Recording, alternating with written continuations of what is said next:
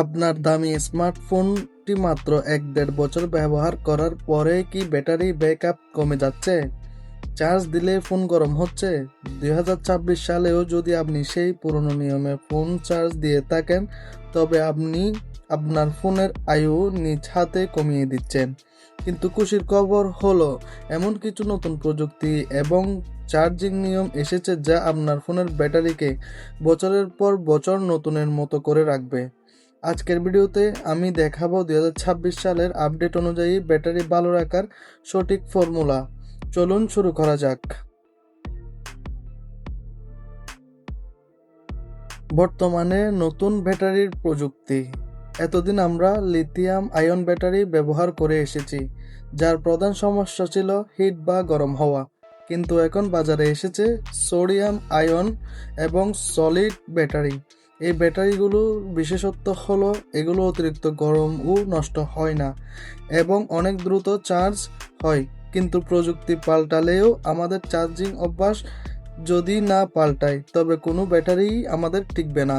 Battery charging এর প্রথম রুলটি হচ্ছে ২০-৮০ নিয়ম, দ্য 20-80 রুল। ব্যাটারিকে কখনোই 0% হতে দেবেন না এবং 100% চার্জ করাও প্রয়োজন নেই। 20% নামলে চার্জে দিন এবং 80-85% হলে খুলে ফেলুন। এতে ব্যাটারির চার্জ সাইকেল বাঁচে। Rule number ২, smart charging mode on রাখা। এখনকার স্মার্টফোনে এআই ব্যাটারি প্রোটেকশন ফিচার থাকে। এতে রাতে আপনার ফোনকে 80%-এ আটকে রাখে এবং আপনি ঘুম থেকে ওঠার ঠিক আগেই 100% করে। এই সেটিংটি অবশ্যই অন করে রাখুন। রুল নাম্বার ৩, ফাস্ট চার্জিং বনাম হিট। ২০২৬ সালে আমরা ১২০ ওয়াট বা ২০০ ওয়াটের চার্জার ব্যবহার করছি, কিন্তু মনে রাখবেন, তাপ ব্যাটারির প্রধান শত্রু। চার্জ দেওয়ার সময় ফোনের ব্যাক কভার খুলে রাখা বা এসির নিচে বা ফ্যানের নিচে ফোন রাখা ব্যাটারির স্বাস্থ্য অনেক ভালো রাখে। আপনারা বর্তমানে কি করবেন না? অনেকেই ভাবেন সারা রাত চার্জ দিলে ফোন ব্লাস্ট হবে। এখনকার স্মার্ট টিপস তা হতে দেয় না। তবে সারা রাত চার্জে রাখা ব্যাটারির জন্য স্ট্রেসফুল।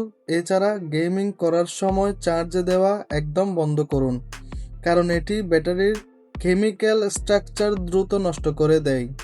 প্রযুক্তি আমাদের কাজ সহজ করে দিচ্ছে, কিন্তু সেটা সঠিক যত্ন নেওয়া আমাদের দায়িত্ব। আপনি বর্তমানে কোন ফোন ব্যবহার করছেন এবং আপনার ব্যাটারি হেলথ কত শতাংশ, তা কমেন্টে জানাতে ভুলবেন না। ভিডিও ভালো লাগলে লাইক দিন এবং ফারাবি টেক টিপস সাবস্ক্রাইব করে পাশে থাকুন। দেখা হচ্ছে পরবর্তী ভিডিওতে। আল্লাহ হাফেজ।